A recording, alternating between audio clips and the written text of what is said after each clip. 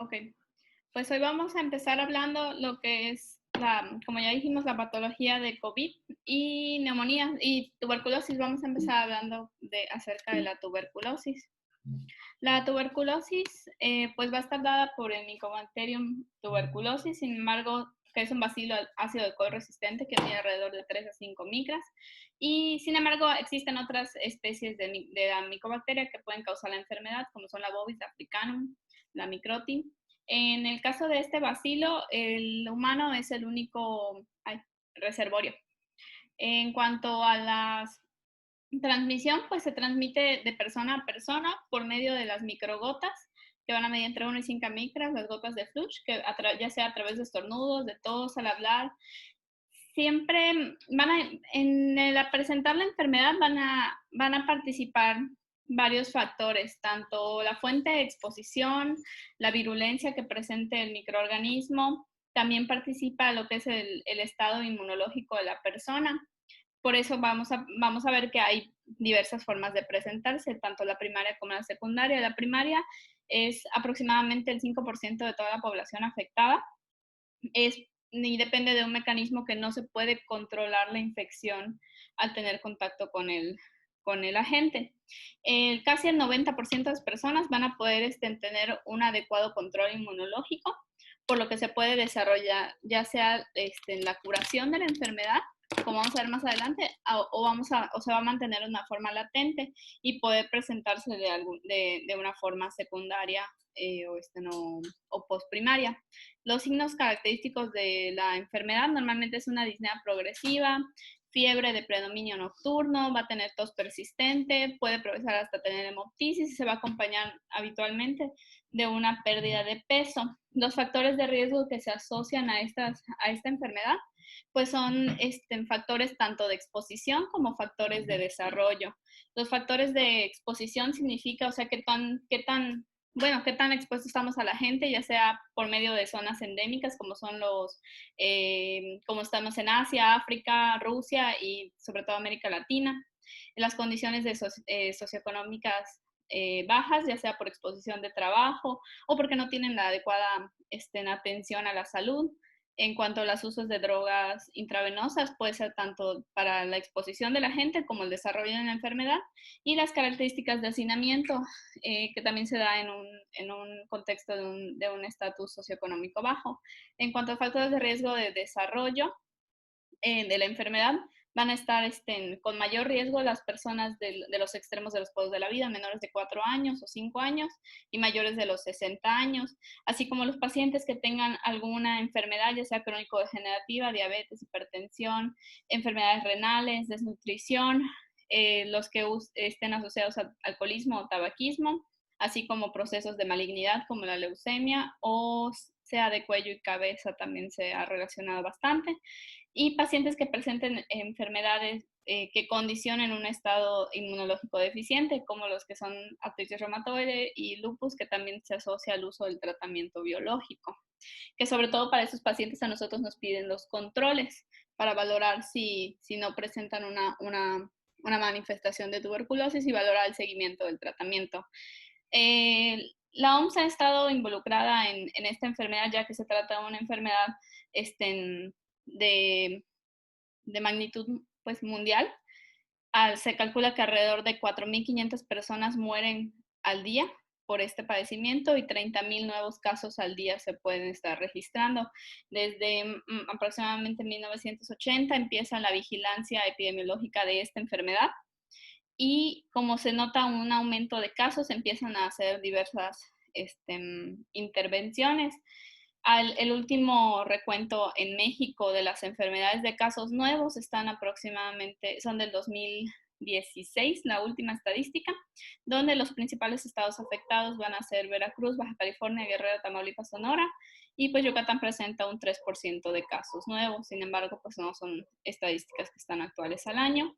Y pues en base al aumento de casos que se han visto registrados, la OMS propone nuevas estrategias, lo que llaman el Día Mundial de la Tuberculosis, en un programa que es Hora de Actuar, donde empiezan ya a recomendar más tratamiento y notificación de la enfermedad. En cuanto a la patogenia de la enfermedad, inicia con el contacto con el agente que es el bacilo, que va a llegar hacia los alveolos y ahí va a estar mediado va a estar teniendo una interacción con los macrófagos, los cuales van a fagocitar el bacilo. Al ser fagocitado, el bacilo va a replicarse dentro de los macrófagos y el sistema inmunológico va a actuar mediante los linfocitos T.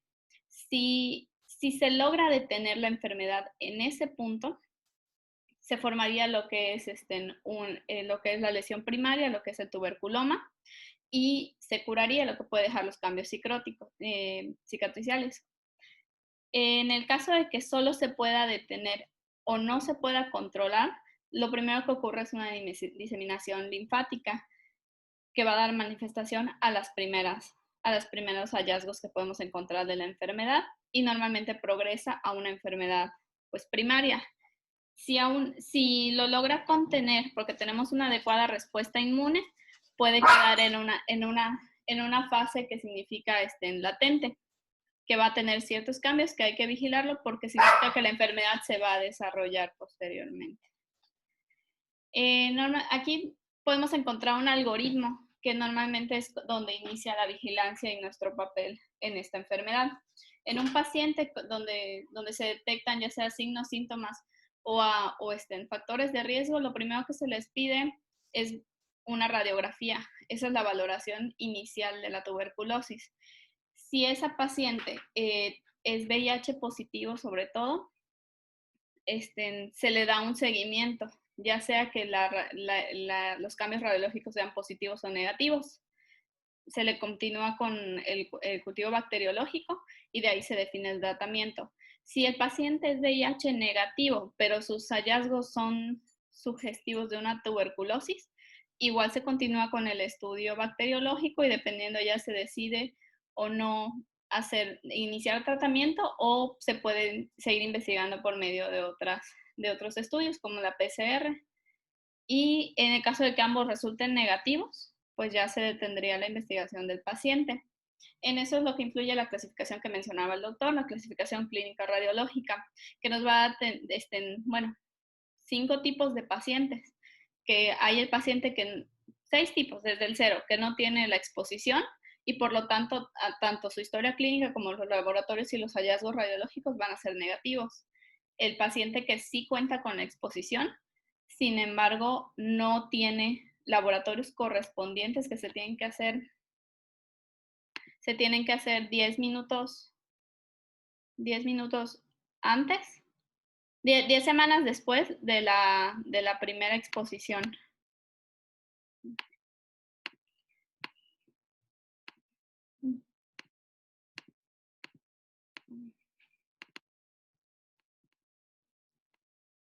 Okay, 10 semanas antes de postexposición y los hallazgos siempre van a ser negativos. La segunda la clasificación tipo 2 va a ser la infección latente, donde el paciente no va a tener síntomas, pero sí tiene la exposición, tiene la prueba de PPD positiva, sin embargo el bacteriológico sale negativo y sus hallazgos radiológicos siguen siendo negativos. La tercera forma es la tuberculosis activa, que ya tiene pues positivos los 4 rangos, tanto los síntomas, el cuadro clínico, los laboratorios, el bacteriológico, y tiene hallazgos compatibles con una enfermedad activa por estudios radiológicos. El cuarto tipo de paciente sería la tuberculosis inactiva, donde sí ha presentado anteriormente la enfermedad, puede o no que ya haya tenido el tratamiento adecuado. Sus laboratorios van a continuar positivos, sin embargo el bacteriológico va a salir negativo. Y en la radiografía vamos a encontrar hallazgos de la enfermedad, pero en un estadio no activo. Y el quinto paciente es el que está todavía en el abordaje del estudio. Iniciando con la primera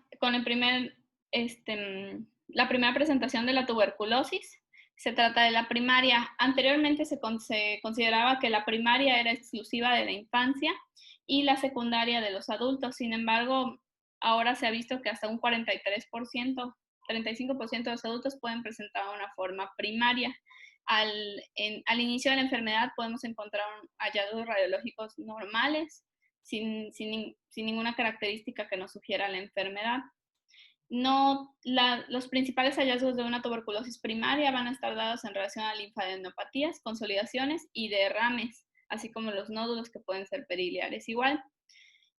Principalmente la tuberculosis primaria va a afectar los lóbulos medios, inferiores y superiores. No va a tener el lóbulo inferior y lóbulos superiores, que no va a tener mucho predominio. En el lóbulo superior va a tenderse a ir a los segmentos apicales y puede presentarse en una forma autolimitada, que sería la lesión primaria, que es el tuberculoma y el foco de Gone. La primera imagen que estamos viendo es en relación a los hallazgos de adenopatías, que normalmente van a ser mediastinales e iliares. Se presentan principalmente en los infantes. 80% de los niños van a tener linfadenopatías y hasta el 45% de los adultos. La primera imagen es una radiografía de tórax en posterior anterior. En lo valorable de tejidos blandos y tejidos óseos no se observan alteraciones. La tráquea se observa central. Se observa un engrosamiento de la línea paratraqueal derecha en relación a una linfadenopatía. El mediastino se observa adecuadamente delimitado. Los ángulos cardio-costofrénicos se encuentran sin ocupación. En el parénquima pulmonar derecho se identifica un área de aumento de la opacidad bien definida hacia el lóbulo inferior con presencia de broncograma aéreo en relación a igual a una consolidación. La siguiente imagen es una tomografía de tórax en corte axial con ventana para tejidos blandos en fase contrastada, en donde en el mediastino podemos observar de igual manera una imagen de morfología redondeada bien definida que presenta un realce periférico y un centro hipodenso en relación a una linfadenopatía característica en un paciente que padece de tuberculosis. Asimismo, podemos observar en la presencia de derrame pleural de predominio derecho. Esta siguiente imagen es igual una magnificación de tomografía axial de tórax en ventana para tejidos blandos en fase contrastada, en donde en el mediastino observamos múltiples imágenes redondeadas que presentan un realce periférico y un centro hipodenso en relación a múltiples adenopatías en un paciente adulto con diagnóstico de tuberculosis. Las siguientes manifestaciones que podemos ver en cuanto a la enfermedad parenquimatosa puede ser dada en relación a consolidaciones que pueden ser segmentarias o lobares. No presentan, como ya mencioné anteriormente, un predominio hacia algún lóbulo, y a lo contrario que vamos a ver más adelante en la secundaria. Y puede tomarse aproximadamente hasta 2 años desde el primer contacto y las primeras manifestaciones hasta el desarrollo de la consolidación, aproximadamente 2 años. La cavitación, que igual puede presentarse dentro de las afecciones parenquimatosas, es lo que se le conoce como una enfermedad primaria, pues es lo que está en debate, que se puede considerar como si fuera una progresión de la enfermedad, y se va a encontrar la cavitación asociada a lo que son las consolidaciones. Y en un paciente donde se vea una consolidación lobar, siempre hay que buscar igual linfadenopatías, porque eso ya nos orientaría a lo que es el diagnóstico de la tuberculosis. En esta primera imagen de una radiografía de tórax posterior anterior, podemos observar en lo valorable de tejidos blandos y tejidos óseos sin alteraciones. La tráquea se observa central, el mediastino bien delimitado, los ángulos cardiofrénicos y costofrénicos sin alteraciones. De localización parailiar derecha se puede observar una imagen de aumento de la densidad de morfología ovalada bien definida en localización periliar derecha, en relación a la linfadenopatía, y en el lóbulo inferior derecho igual se nota un aumento de la opacidad con presencia de broncograma aéreo en relación a una consolidación en un paciente con tuberculosis. La siguiente imagen es de una tomografía axial con ventana para tejidos blandos en fase simple, en donde se observa que en el lóbulo superior derecho un área de alta densidad que se asocia a broncograma aéreo, o de densidad de tejidos blandos asociada a broncograma aéreo en relación a una consolidación lobar. Esto en un paciente igual con diagnóstico de tuberculosis. El foco de Gone, como bien mencionaron antes, es la lesión primaria de afección en el pulmón. Normalmente puede crecer y se le cataloga en el aumento del tamaño como progresión de la enfermedad, pero puede tener resolución espontánea, lo que va a dejar los cambios fibrocicatriciales y puede presentar algunos focos de calcificación. Al calcificarse, pues ya se vuelve un foco de Ghosn. Y, y así como se puede calcificar el foco, se pueden calcificar igual las linfadenopatías. Y al formar esas 3 calcificaciones, pues esas 2 calcificaciones ya se conoce como complejo de Ranke. La primera imagen es una magnificación de radiografía de tórax. En lo valorable de tejidos blandos y tejidos óseos no se observan alteraciones. En el lóbulo superior derecho del pulmón podemos observar 3 imágenes de morfología ovalada bien definidas, en radiopacas, en relación, distribuidas hacia la periferia en relación a 3 focos de Ghosn o tuberculomas. No se observan en esta proyección adenopatías asociadas. La siguiente imagen es igual a una magnificación, es otra magnificación de radiografía de tórax. En lo valorable de tejidos blandos y tejidos óseos tampoco se observan alteraciones. Sin embargo, hacia la periferia del lóbulo superior derecho se observa igual una imagen radiopaca con densidad similar a los tejidos óseos en relación a un foco de Ghosn calcificado.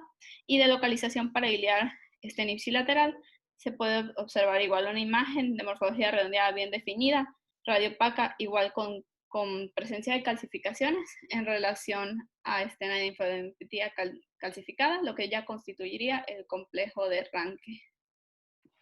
Ok, me quedé en el derrame pleural, que es de predominio en la tuberculosis primaria, que se presenta con mayor frecuencia en la tuberculosis primaria.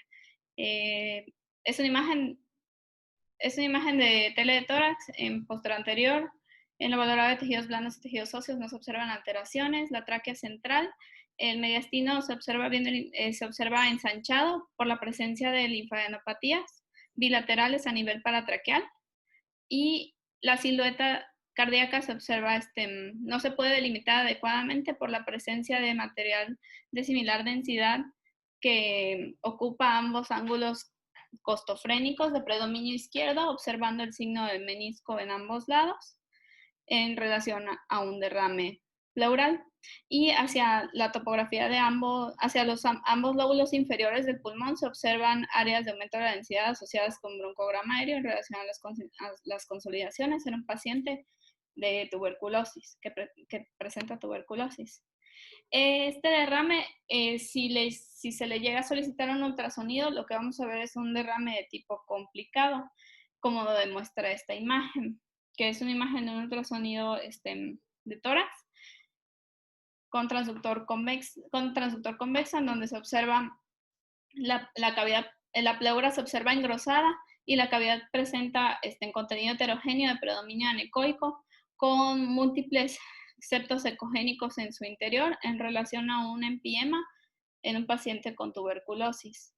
La siguiente es una imagen de tomografía en un corte axial con ventana para tejidos blandos en fase contrastada, en donde en el hemitórax derecho podemos observar la pleura bien delimitada con contenido hipodenso que no presenta realce a la aplicación del medio de contraste en relación a un derrame pleural. Este derrame puede tener una complicación que se conoce como el empiema, que va a ser diferente por la presencia del engrosamiento pleural y presentar el signo de la pleura dividida. Esto ocurre también y puede presentar densidad aire en su interior en algunos casos cuando se complica con una fístula broncopleural. En esta imagen de tomografía axial de tórax, con ventana para tejidos blandos en fase contrastada, en el hemitórax derecho podemos observar la pleura que se observa engrosada e irregular y presenta realce a la aplicación del medio de contraste, y en su interior observamos contenido hipodenso que no presenta realce a la aplicación del medio de contraste. Esto es en un paciente que presenta un empiema por tuberculosis. En cuanto al involucro o las manifestaciones que puede tener bronquiales una tuberculosis, se van a presentar más dentro de la primaria que dentro de la secundaria, aunque puede estar presente en ambos tipos de tuberculosis y puede ocasionar una estenosis bronquial hasta en el 40% de los casos. La estenosis ocurre ya sea por en extensión directa de la linfadenitis o ya sea por afección linfática de la vía endobronquial. Podemos ver para sospechar que ya hay un involucro bronquial en un paciente con tuberculosis, lo que vamos a presentar son atelectasias, neumonías que pueden ser posobstructivas, se puede observar en tórax con presencia de hiperinsuflación y se puede ver disminuido el calibre del bronquio de forma irregular, así como podemos observar compresión extrínseca o engrosamiento de la pared bronquial. En esta primera imagen de radiografía de tórax posterior anterior, en lo valorable de tejidos blandos y tejidos óseos no observamos alteraciones, la tráquea se observa central. A nivel paratraqueal derecho e izquierdo observamos un ensanchamiento a expensas de linfadenopatías. La silueta cardíaca se observa bien delimitada, los ángulos cardio y costofrénicos se observan sin ocupación. En el parénquima, en el lóbulo superior del pulmón derecho, observamos una imagen triangular de densidad de tejidos blandos en relación a una atelectasia en un paciente que ya presentaba compromiso bronquial. La siguiente imagen es una magnificación de una reconstrucción coronal de tórax en fase contrastada con ventana para tejidos blandos, en donde sea la misma topografía del mismo paciente, donde observamos que en el lóbulo superior derecho se observa la presencia de bronquios que se encuentran con paredes irregulares y engrosadas, y se observa agrupación de las estructuras vasculares, broncovasculares a este nivel en relación a una atelectasia. La siguiente forma de presentación es la tuberculosis miliar. Esta puede estar presente tanto en primaria como en secundaria y va a ser caracterizada por va a hacer relación a una diseminación hematógena de la enfermedad. Principalmente va a estar dada en pacientes pediátricos y los pacientes que pues tienen inmunocompromiso. Entre la primaria y secundaria pueden haber diferencias en la clínica principalmente. En la primaria, normalmente la tuberculosis miliar se presenta de una forma aguda, severa y presenta una alta mortalidad. Y en la forma secundaria se puede presentar con una instauración de síntomas insidiosos, fiebre y la mortalidad siempre es alta en ambas formas de presentación. Y los hallazgos radiológicos que vamos a encontrar van a ser nódulos, como bien habíamos dicho, micronódulos que van a medir de 1 hasta 3 milímetros, que no van a tener un predominio de distribución hacia ningún lóbulo, va a tener una distribución difusa y aleatoria. Sin embargo, si se limita a un lóbulo, podemos verlo principalmente en el lóbulo inferior. Esta es una imagen de radiografía de tórax en póster anterior, en donde en lo valorable de tejidos blandos y tejidos óseos no observamos alteraciones. La tráquea se observa central. El mediastino pues ensanchado a nivel paratraqueal derecho e izquierdo por la presencia de dos imágenes radiopacas bien delimitadas en relación a linfadenopatías. La silueta cardíaca se observa bien delimitada, los ángulos no se observan alterados, pero de distribución difusa en ambos pulmones podemos observar la presencia de micronódulos en relación a un paciente con tuberculosis miliar. En esta imagen de tomografía axial de tórax en ventana para parénquima pulmonar, observamos de igual manera la presencia de múltiples nódulos pequeños que miden menos de 3 milímetros, que se encuentran distribuidos de forma aleatoria y difusa en el parénquima, igualmente en un paciente con tuberculosis miliar. La siguiente tipo de tuberculosis va a ser la secundaria que vamos a abordar, ya sea secundaria, postprimaria o la tuberculosis de reinfección. Normalmente va a tener igual un predominio en lo que son adolescentes y adultos y tiende a ser lo que es la forma que vamos a vigilar si hay progresión o no de la enfermedad, y normalmente afecta a los lóbulos superiores. Las manifestaciones, entre muchas manifestaciones que podemos encontrar, las principales son cavitación hasta en el 50% de los pacientes, calcificaciones de la primoinfección, cambios por fibrosis y nódulos que pueden medir desde 5 hasta 40 milímetros. La ausencia de linfadenopatías y pues la menor asociación a derrame la puede distinguir de la primaria, se van a presentar hasta en un 5% de los pacientes en tuberculosis secundaria. Estas son dos imágenes de radiografía de tórax. La primera es una magnificación hacia el lóbulo superior izquierdo, en donde se puede observar una imagen bien delimitada de morfología redondeada que presenta una pared radiopaca, gruesa e irregular y contenido radiolúcido en relación a una cavitación. La siguiente imagen es una radiografía igual de tórax. En póster anterior, en lo valorable de tejidos blandos y tejidos óseos no se observan alteraciones. La tráquea se observa central, bien definida. A nivel paratraqueal izquierdo observamos la presencia de una linfadenopatía. La silueta cardíaca se observa bien delimitada. Los ángulos cardiofrénicos y costofrénicos se observan sin ocupación. En el lóbulo superior derecho podemos observar la presencia de un aumento de la densidad con broncograma aéreo en relación a un área de consolidación que se asocia a una imagen de igualmente bien redondeada, definida de pared gruesa e irregular que presenta este contenido radiolúcido en relación a una cavitación. La siguiente imagen es una radiografía de tórax igual en póstero anterior. En lo valorable de tejidos blandos y tejidos óseos no se observan alteraciones. La tráquea se observa central. Observamos la presencia de un engrosamiento de la línea paratraqueal izquierda en relación a una linfadenopatía. La silueta cardíaca igual está bien definida y en lo valorable de los ángulos cardiofrénicos y el costofrénico izquierdo, pues no podemos observar ocupación. En el lóbulo superior del pulmón izquierdo observamos dos imágenes bien delimitadas de morfología, la primera y la mayor de ellas de morfología ovalada y adyacente e inferior a ella observamos una imagen redondeada. La mayor de ellas presenta en su interior un nivel aire líquido en relación a una cavitación que presenta complicación o sobreinfección en relación a un absceso, y la que se encuentra inferior observamos que presenta un contenido radiolúcido en relación únicamente a una cavitación.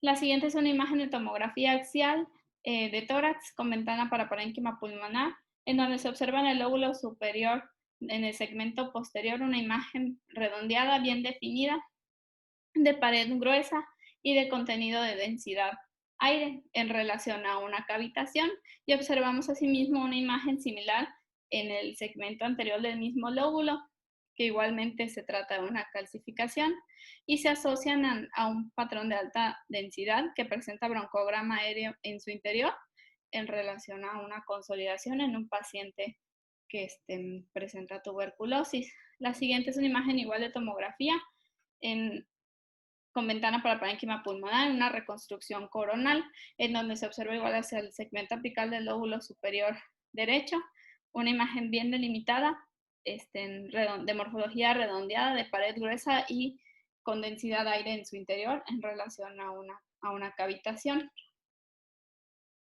En cuanto al compromiso bronquial en una tuberculosis secundaria, podemos observar el patrón característico, que es el patrón en árbol engemación, lo que nos va a hablar de una diseminación de la enfermedad de tipo endobronquial. Normalmente se va a encontrar periférico y es un dato de tuberculosis activa.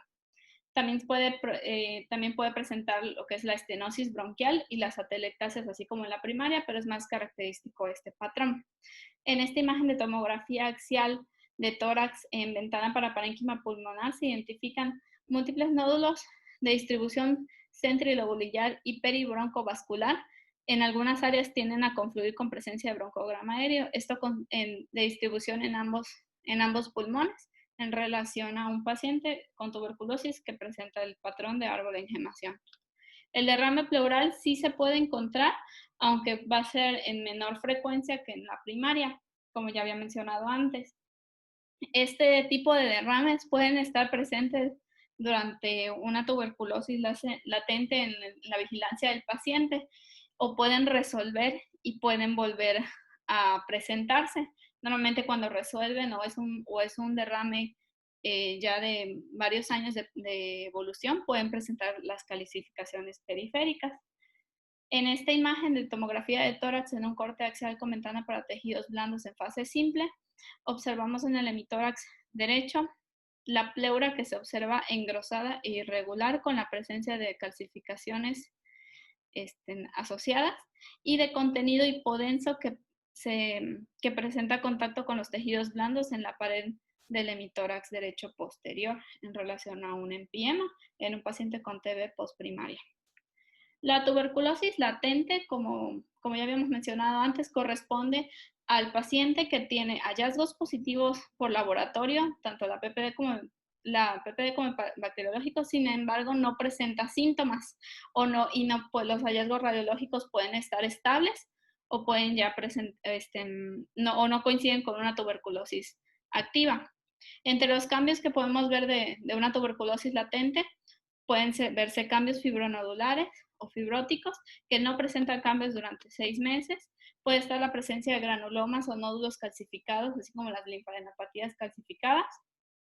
Y pueden presentar bronquiectasias de tracción que van a tener distorsión de la arquitectura y otros cambios fibrocicatriciales. En base a la progresión de estos hallazgos a los 6 meses de un paciente de vigilancia es lo que va a dictaminar si se le tiene que dar un tratamiento de tuberculosis latente al paciente, se le puede continuar con algún tratamiento que conlleve algún riesgo para el paciente de otra enfermedad asociada, o se puede manejar una conducta expectante y seguir clasificándolo como tuberculosis inactiva. En esta primera imagen de radiografía de tórax, en póster anterior, podemos observar en lo valorable de tejidos blandos y tejidos óseos sin alteraciones. La tráquea se observa central. A nivel paratraqueal izquierdo observamos la presencia de una linfadenopatía. La acidota cardíaca se observa bien delimitada, los ángulos cardio-costofrénicos se observan sin ocupaciones y hacia ambos lóbulos superiores de los pulmones podemos observar la presencia pues, de cambios de múltiples imágenes lineales radiopacas que contactan la pleura y condicionan una discreta retracción del parénquima en relación a cambios por fibrosis. En el lóbulo izquierdo, asimismo, podemos observar una imagen bien delimitada, redondeada, de un borde ya delgado o una pared delgada de contenido radiolúcido en relación a una cavitación. Estos hallazgos se consideran como una tuberculosis latente por la presencia de hallazgos de tuberculosis activa en la presencia de una cavitación y de una linfadenopatía. Cabe mencionar que la cavitación previa al tratamiento y posterior al tratamiento va a tener ciertos cambios. Normalmente post tratamiento se va a volver con una pared lisa y uniforme. La siguiente imagen es una magnificación es una imagen de tomografía de tórax en un corte axial con ventana para parénquima pulmonar, en donde se observa la disminución de ambos volúmenes de ambos pulmones y hacia el segmento apical y posterior del pulmón derecho podemos observar la presencia de bronquiectasias de tracción que condicionan retracción del parénquima, y en el segmento ápico posterior del pulmón izquierdo podemos observar la presencia de una imagen de morfología irregular bien delimitada, pared delgada en relación a una cavitación que igualmente condiciona retracción del parénquima en un paciente con tuberculosis latente. La vigilancia de la tuberculosis latente la vamos a dar igualmente por este algoritmo. Es un paciente que pues ya mencionamos que está sintomático y tiene el riesgo de una reactivación o tuvo una nueva exposición a la enfermedad. Normalmente se le hace primero el test de PPD o de interferón, y dependiendo de si nos da positivo o negativo podemos ir vigilando. Si da positivo, se va a explorar con lo que es la radiografía de tórax. Si encontramos una radiografía normal o con calcificaciones granulomatosas, podemos dar tratamiento dependiendo de las condiciones clínicas del paciente hacia una TB latente, que el tratamiento, pues, como ya mencioné, es diferente al primario. El primario va a tener el esquema de los cuatro medicamentos que regularmente se usan, pero en la tuberculosis latente va a ser con un tratamiento únicamente con un fármaco. Si encontramos cambios fibronodulares y podemos establecer que han estado sin cambios durante los siguientes 6 meses, podemos seguir vigilando o podemos seguir investigando si tiene alguna otra manifestación. Si los cambios de hace 6 meses con este nuevo estudio presentan alguna modificación, se tiene que dar tratamiento. Y si se sigue observando la cavidad o consolidación dentro de la radiografía, pues entonces tenemos que evaluar para ya dar tratamiento a una tuberculosis activa. Este es un resumen de las manifestaciones que consideramos activas e inactivas. Activo va a tener desde que tenga una cavitación, consolidación, linfadenopatías, los nódulos que se encuentren centro-lobulillares o encontramos un patrón de árbol de engemación, que sea una tuberculosis miliar o la presencia de derrame pleural, lo vamos a considerar en un paciente en el contexto adecuado con tuberculosis activa. Sí podemos establecer los cambios por fibrosis, las bronquiectasis de tracción, que se observe pérdida del volumen y los granulomas se encuentren calcificados y no hay ningún cambio con respecto a un estudio de 6 meses, podemos considerarlo como inactivo y no hay necesidad de dar un tratamiento. Este es un algoritmo de un seguimiento en un paciente. Sobre todo esto es con mayor relevancia a los pacientes de VIH, pues son con los pacientes que demuestran más resistencia al tratamiento y más reinfección. A la valoración inicial hacemos la primera radiografía, se les da el tratamiento inicial. Si a los 2 meses se les tiene que volver a valorar mediante una radiografía. Si la cavitación sigue estando presente, la misma cavitación que se observó en la radiografía inicial, se le realiza un cultivo. Si ese cultivo continúa siendo positivo, el tratamiento se puede prolongar hasta un esquema de 9 meses. Si el cultivo da negativo, podemos dejarlo en un tratamiento completo de 6 meses. Sin embargo, si la cavitación en la radiografía inicial tuvo una resolución, entonces el tratamiento no es necesario prolongarlo más allá de los 6 meses. Eso sería la revisión un poquito rápida de tuberculosis. La siguiente patología a abordar en esta clase es el COVID-19. Esta enfermedad es un síndrome de estrés respiratorio agudo severo causado por el virus SARS-CoV tipo 2. Tipo 2 porque previamente se han registrado brotes o en epidemias del SARS-CoV tipo 1. El SARS-CoV tipo 1 fue el agente causal de una epidemia en el 2002 y en el 2003 que afectó principalmente países de Europa, Asia y Estados Unidos. Sin embargo, este virus que estamos presentando nosotros, que estamos viendo la pandemia, tiene también ciertas similitudes con lo que es otro tipo de coronavirus, que es el MERS-CoV. El MERS-CoV también fue un agente causal de una epidemia alrededor del 2012, sobre todo en países de Arabia Saudita. Este nuevo agente que estamos nosotros viendo puede presentar manifestaciones de ambos tipos de virus. El diagnóstico de un paciente para dar diagnóstico real de COVID tiene que ser por el test de la PCR positivo. No podemos dar un diagnóstico de COVID sin ese resultado.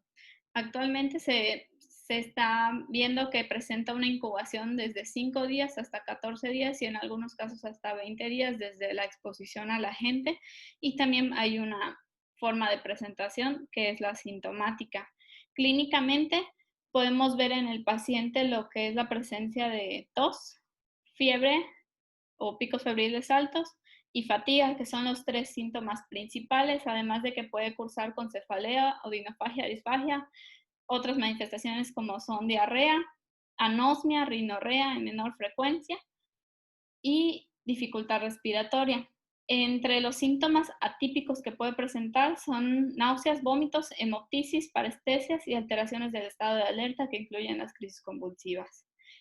En cuanto a la clasificación clínica de la enfermedad, clasificamos con un paciente que presenta la enfermedad en un estadio leve, si está sintomático o solo presenta tos y fiebre. De leve se brinca ya a la clasificación de severo si presenta ya dificultad respiratoria y se le puede clínicamente observar una hipoxia menor al 50%, menor al 80%, perdón. Y se diagnostica ya como crítico, como falla respiratoria o la presencia de falla multiorgánica. Los factores de riesgo para presentar esta enfermedad incluye pues el contacto positivo de un paciente con un paciente que ya está previamente diagnosticado, la edad desde 50 años hacia mayores presentan mayor complicación, se ha visto un predominio masculino y predominio hacia las personas que presentan diabetes, hipertensión y obesidad. En cuanto a los laboratorios, se observa la presencia de linfopenia, aumento de la deshidrogenasa láctica y aumento del tiempo de protrombina. También la PCR y el dímero D se encuentran elevados. Eso es en el contexto clínico. Ahora, el virus no está completamente esclarecido cómo actúa en el organismo, pero se asocia a que entra a la célula a través del receptor de la enzima convertida en angiotensina tipo 2, por lo que va a presentar sus manifestaciones sobre todo en los tejidos que tengan mayor presencia de este receptor, que son el pulmón, el epitelio de las vías aéreas, sobre todo las bajas, el endotelio vascular, células renales e intestinales. Sin embargo, tiene una vía atípica, que es la vía que usaba el MERS-CoV anteriormente, que es la vía dipeptidilpeptidasa 4, que igual va a estar presente en las vías aéreas bajas, en los riñones, intestinos, en el hígado y algunas partes del sistema inmune y del sistema nervioso central. La transmisión es igual por medio de las microgotas, aunque también todavía hay algunos estudios que avalan la transmisión orofecal, sin embargo todavía no ha sido concluyente y en algunos casos se ha visto una transmisión vertical en los neonatos, sin embargo tampoco ha sido concluyente. El diagnóstico, como ya mencioné, se va a hacer por medio de la reacción de la PCR reversa transcriptasa, que va a tener una sensibilidad del 59%. La tomografía presenta una sensibilidad del 88% para detectar hallazgos. Entre las dos podría tener un 97% de sensibilidad para la enfermedad. Sin embargo, los hallazgos tomográficos únicamente no podemos dar el diagnóstico con eso. La asociación pues nos da, el mayor porcentaje de diagnóstico. Al tener una PCR negativa y hallazgos tomográficos positivos, podemos decir que tiene un valor predictivo positivo del 76%. Sin embargo, la tomografía puede presentar hallazgos y la PCR no estar negativa, y la tomografía puede mostrar mejoría antes de que la PCR se vuelva negativa, y esto podemos encontrar los hallazgos de tomografía positivos y el cambio a positividad de la PCR hasta 5 días después de la primera prueba negativa. Después del tratamiento, después de que se supere la enfermedad, podemos permanecer con una PCR positiva hasta 9 días posteriores a la recuperación. La valoración inicial de la enfermedad la vamos a hacer con una radiografía, que en el 50% de los casos va a presentar, se va a encontrar normal sin ningún hallazgo. También se utiliza la radiografía para dar el seguimiento, sobre todo en pacientes que no pueden ser trasladados muy seguido. Y la afección principal va a ser bilateral, multisegmentaria y de predominio hacia los lóbulos inferiores. Podemos encontrar diferentes tipos de hallazgos, lo que son consolidaciones, opacidades nodulares y engrosamientos bronquiales. El derrame pleural puede o no estar presente. Al principio se decía que no se puede asociar a derrame pleural, sin embargo, con los siguientes estudios que hemos estado revisando, el derrame pleural va a estar presente sobre todo dependiendo de los padecimientos de base que pueda tener el paciente, como son la leucemia o la cirrosis. y también depende del tiempo de evolución que presente el paciente de la enfermedad. ¿Cuántos minutos nos quedan, Dianita? 10. Ah, ok. Nada más para corregir es lóbulos inferiores, ¿no? Sí, lóbulos inferiores. No, es que dijiste lóbulos superiores. Ay, perdón. Sí, Ok, lóbulos inferiores. Eh, adelante.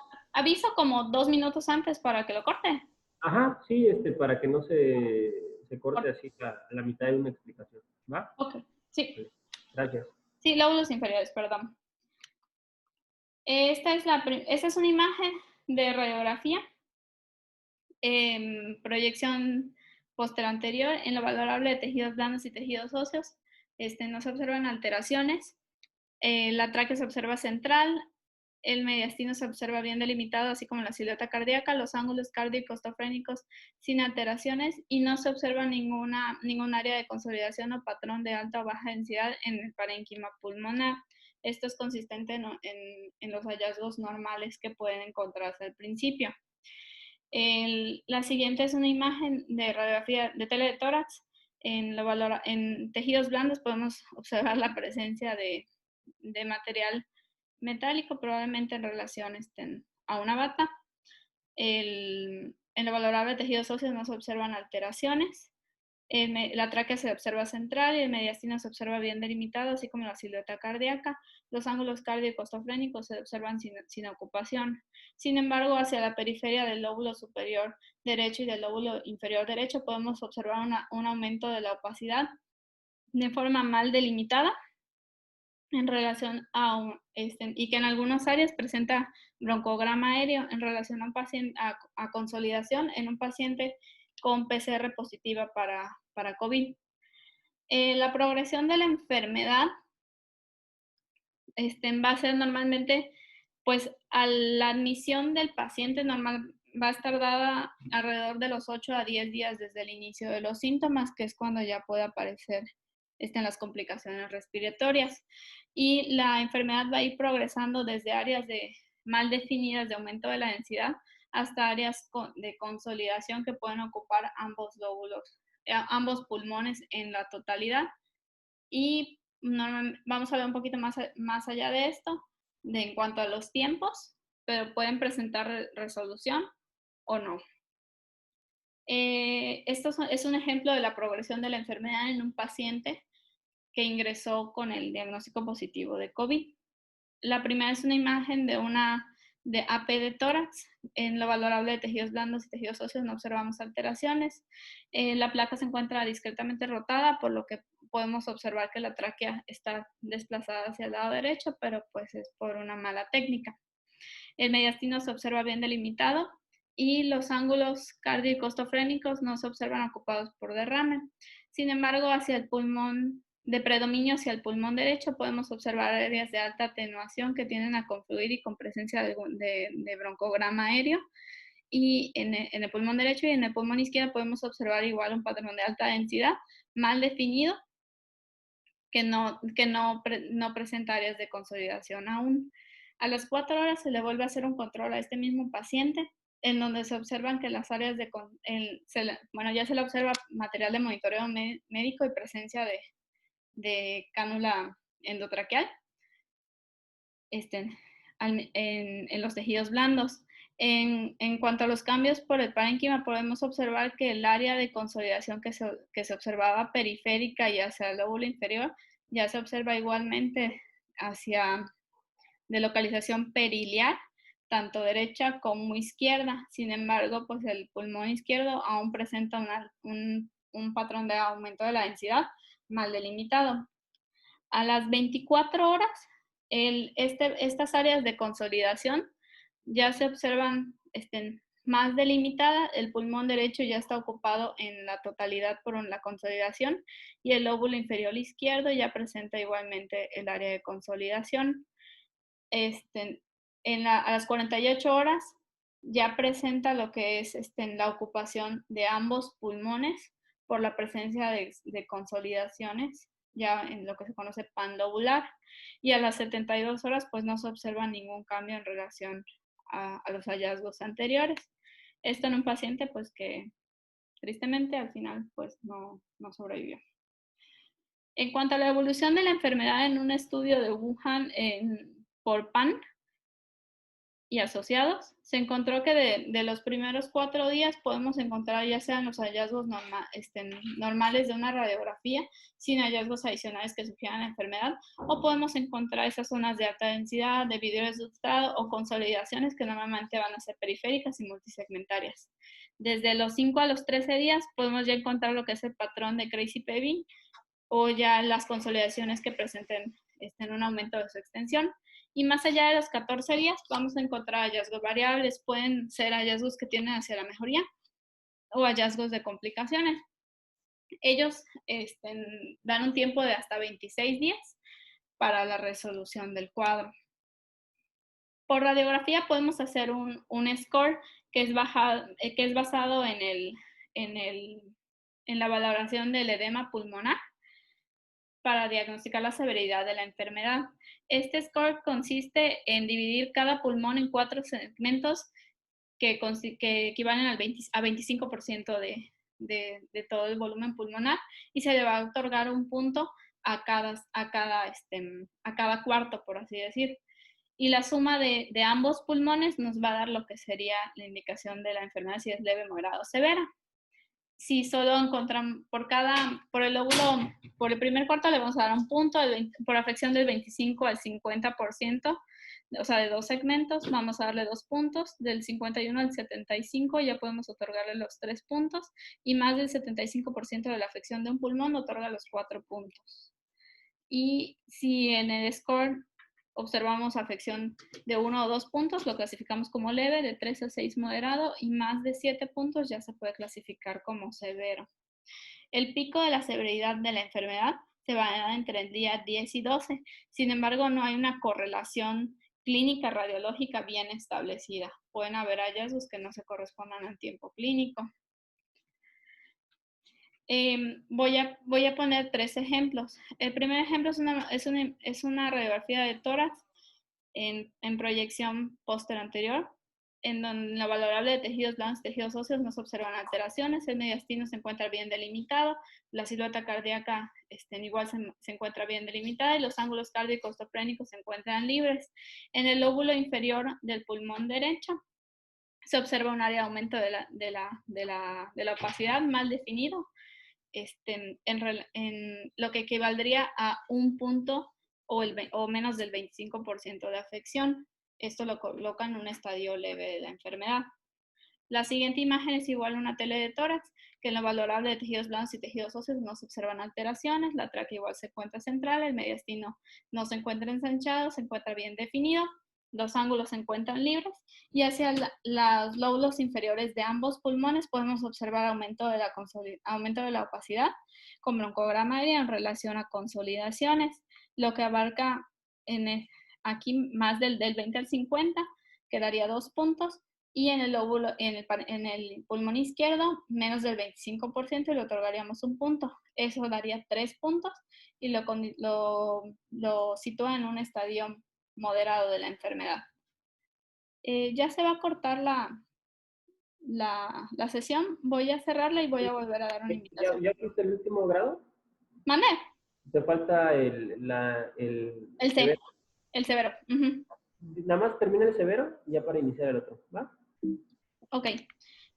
Pues en esta siguiente imagen pues ya podemos observar que hay presencia de material de monitoreo médico, y las áreas de alta atenuación se observan hacia el pulmón derecho, y tanto el pulmón derecho y el pulmón izquierdo, del lado con predominio hacia el pulmón derecho, observando ya el involucro de más del 75% del pulmón, que le da 4 puntos, y del lado izquierdo menos del 75%, que le daría 3 puntos, lo que daría un score de severidad de 7, catalogándolo en una enfermedad severa. Muy bien, en cuanto al ultrasonido, inicialmente se tomó como un instrumento para valorar a los pacientes que estaban en la unidad de cuidados intensivos, pues por la portabilidad del equipo y pues el costo económico bajo. Sin embargo, actualmente no se recomienda, ya que requiere un tiempo de exposición prolongado para el operador, y por lo tanto un riesgo mayor de contagio y exposición al virus. además de que se requiere un operador con suficiente experiencia para poder realizar el estudio adecuadamente, ya que se realiza valorando todos los segmentos pulmonares.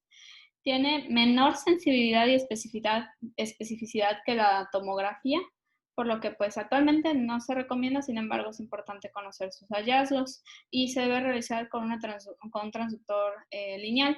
Sin embargo, se puede utilizar el convexo en ciertas ocasiones. Entre los hallazgos que podemos encontrar de ultrasonido, vamos a encontrar de predominio bilateral y póstero-basal los hallazgos. Vamos a encontrar lo que son la presencia de líneas B, que van a representar lo que son el engrosamiento de los septos interlobulillares, y áreas de vidrio deslustrado que pueden constituir en más de 3 líneas B, constituyen lo que es el signo de la cascada. Se puede observar la pleura engrosada e irregular y la presencia adyacente a la pleura de pequeñas consolidaciones. Y en un paciente que ya presenta recuperación, podemos encontrar la presencia de las líneas A que presentan la restitución de la aireación adecuada. La primera imagen podemos observar en esta primera imagen, con un abordaje intercostal con transductor convexo en escala de grises, múltiples imágenes ecogénicas verticales y confluentes que se proyectan desde la pleura en relación a las líneas B, y como se observan más de 3 de ellas, podemos decir que se observa el signo de la cascada. La siguiente imagen igualmente es un transductor, es un ultrasonido en escala de grises con transductor convexo, en un eje transverso, en donde se observa la pleura mal delimitada, engrosada e irregular, y adyacente a ella se observan múltiples imágenes ecogénicas que no proyectan sombra acústica posterior en relación a consolidaciones. Las siguientes 2 imágenes igual son de ultrasonidos en escala de grises con transductor convexo. La primera podemos seguir observando la pleura que se encuentra engrosada e irregular y la presencia de una línea B. En un paciente sin patología podemos observar igual la presencia de líneas ecogénicas que vienen desde la pleura, que son las colas de cometa, pero esas son pequeñas y desaparecen con el movimiento respiratorio, que es la diferencia con lo que son las líneas B, que son prolongadas y persistentes. En un paciente que ya se encuentra en una fase de recuperación, podemos observar lo que son la aparición nuevamente de las líneas A, que son reflexiones de la pleura y se deben de encontrar equidistantes desde la pleura a la primera, deben de permanecer equidistantes como artefactos de reverberación. En cuanto a la tomografía, el protocolo que investigué para un abordaje de un paciente con COVID es que se deben de realizar tomografías en fase simple con un grosor desde 0.5 hasta 1.5 milímetros de corte, sin gap. El pitch debe ser de 1. Se deben de hacer reconstrucciones coronales y sagittales, sobre todo para valorar el score de severidad. Y la ventana en que debemos de valorarlo es desde menos 700 a 1500. La tomografía no la vamos a estar usando como un método de tamizaje, pero sí podemos hacer un uso de ella para valorar la progresión de la enfermedad, o si sospechamos que presenta una complicación un paciente. O también se puede usar en la sospecha de un paciente que presenta toda la clínica de COVID, sin embargo la prueba sale negativa, sobre todo pues para la prevención del contagio. Entre los hallazgos por tomografía que vamos a encontrar, el principal hallazgo es el vidrio deslustrado. Secundario a esto podemos encontrar patrones de vidrio de empedrado o crazy paving y áreas de consolidación. Sin embargo, también se han encontrado otros hallazgos como son el atrapamiento aéreo y la presencia de broncoectasias. Las primeras 2 imágenes son tomografías de tórax en cortes axiales con ventana para parénquima pulmonar en fase simple. En la primera se observa en el segmento basal posterior, izquierdo, la presencia de un patrón en vidrio deslustrado de localización periférica focal en un paciente que tenía la prueba positiva. Y la segunda imagen podemos observar que igualmente hacia los segmentos basales posteriores de manera bilateral, áreas de vidrio deslustrado y la presencia de un área de alta atenuación con la presencia de broncogramadia en relación a consolidaciones. Esto igual en un paciente que presentaba la prueba positiva. Prueba positiva igual.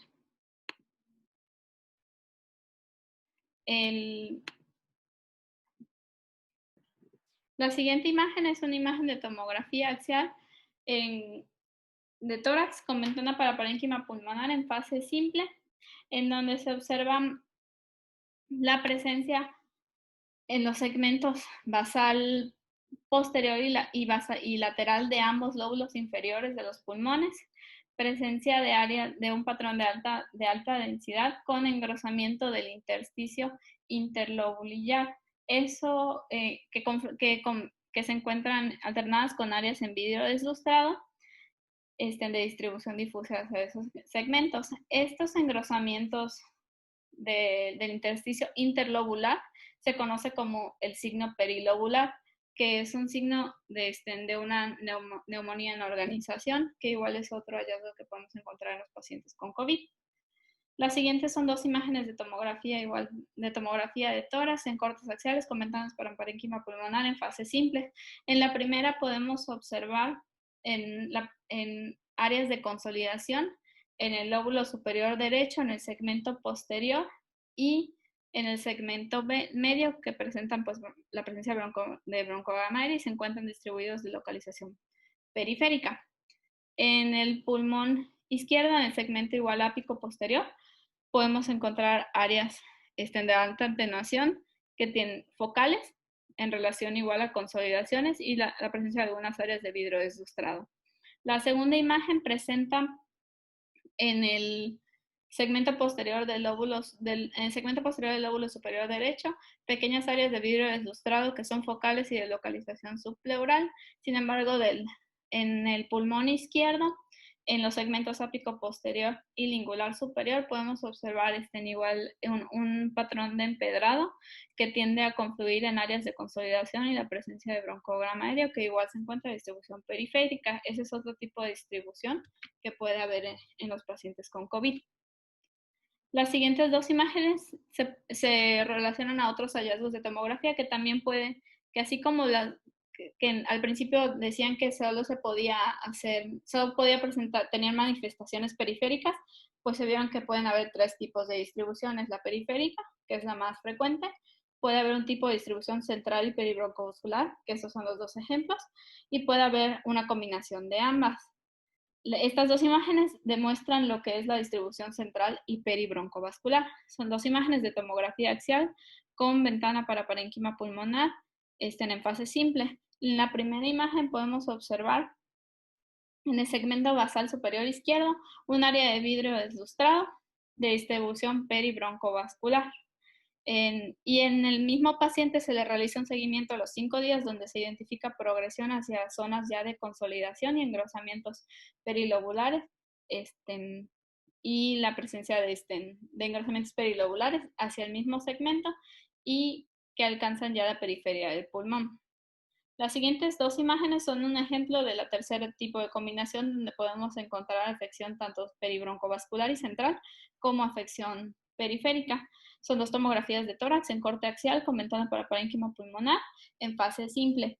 En la primera del mismo paciente, donde podemos observar pues de distribución difusa, de predominio derecho, áreas en patrón de empedrado, que afectan ambos lóbulos. Tanto en la primera imagen observamos la distribución periférica y en la segunda imagen podemos observar las áreas de afección peribroncovascular y central que presentan este mismo paciente, que también tenía la prueba ya positiva de COVID. Para valorar la extensión de las lesiones, también le vamos a otorgar vamos a usar un sistema de puntuación que igual otorga el grado de afección en porcentajes de cada uno de los lóbulos pulmonares y se va a sumar. Si la afección es menor al 5%, le vamos a otorgar un puntaje de 1, en una puntuación de 2 para del 5 al 25, del 25 al 50%, 3 puntos para cada lóbulo, Del 50 al 75% 4 lóbulos y mayor al 75% la puntuación es corresponde a 5 puntos. En total podemos tener un score de hasta 25 puntos. Vamos a considerar que si tiene 5 puntos o menos, se considera una enfermedad leve. De 6 a 15 puntos moderada y mayor a 15 puntos ya la consideramos severa. Eso es para la valoración de la extensión. Sin embargo, entre la valoración cualitativa, vamos a encontrar 3 tipos predominantes de patrón. El vidrio ilustrado, que se va a correlacionar más o menos a la fase inicial de la enfermedad.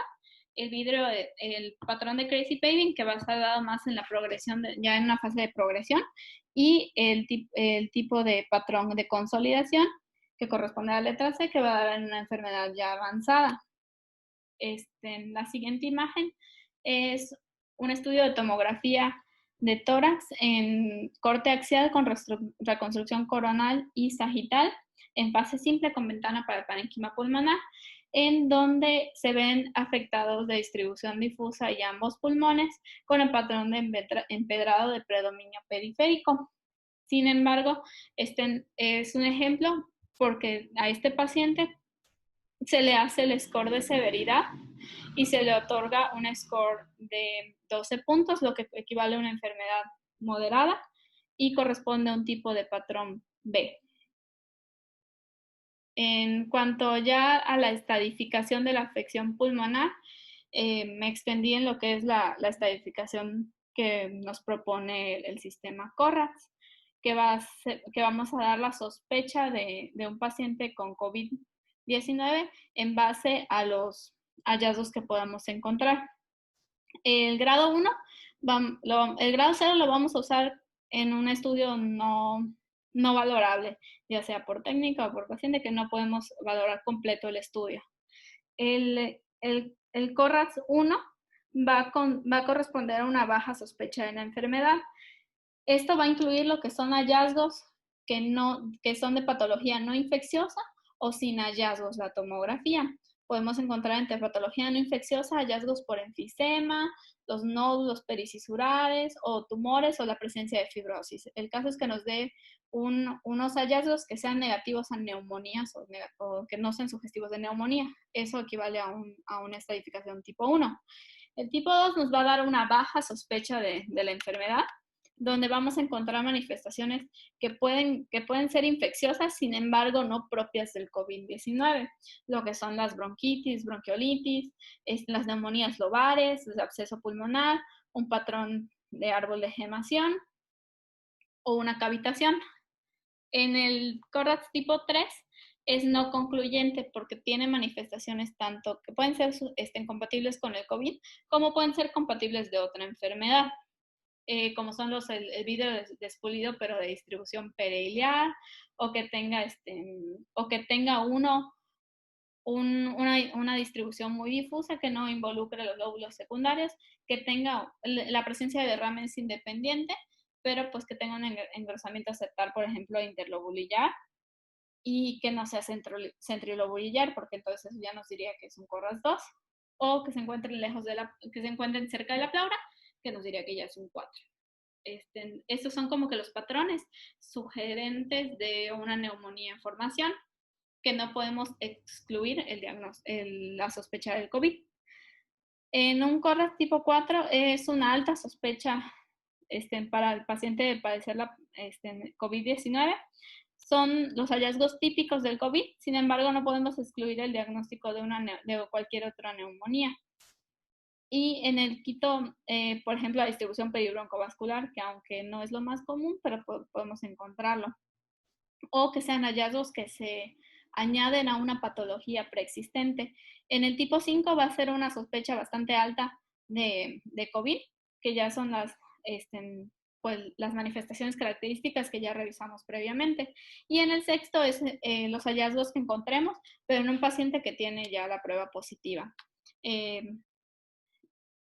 La primera imagen es una imagen de tomografía axial comentada para parénquima pulmonar en fase simple, en donde se observa pues, el parénquima pulmonar sin evidencia de lesiones parenquimatosas ni pleurales en relación a un paciente pues, con que muy baja sospecha porque se encuentra de características normales.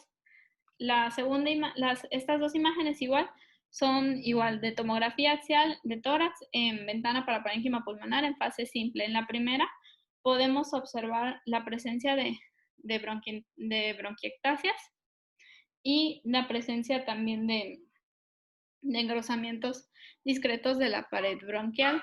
Esto en relación a un paciente que presentaba una bronquiolitis infecciosa, lo cual le otorgaba una categoría de Corrats tipo 2. Y la segunda imagen se observa en el parénquima pulmonar derecho un área de alta atenuación con presencia de broncograma aéreo en relación a una neumonía lobar, que igual lo sitúa en un Corrats 2.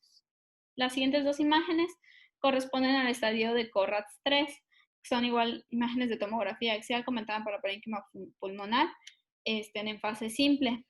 En la primera podemos observar una pequeña zona de vidrio deslustrado en el segmento basal posterior derecho, pero esta correspondía a un paciente con prueba positiva. Entonces, eso es un hallazgo que podemos encontrar. Si no tuviera la prueba positiva, lo colocaríamos en Corrats 3. Ya que cuenta con la prueba, pues va directo a un 6, pero es un ejemplo. Y la siguiente imagen, podemos observar áreas de aumento de la densidad nodulares mal delimitadas con presencia de vidrio deslustrado periférico en un paciente con predominio hacia los segmentos anteriores de ambos pulmones y de predominio izquierdo. Esto, sin embargo, es un hallazgo en un paciente que tenía la prueba negativa.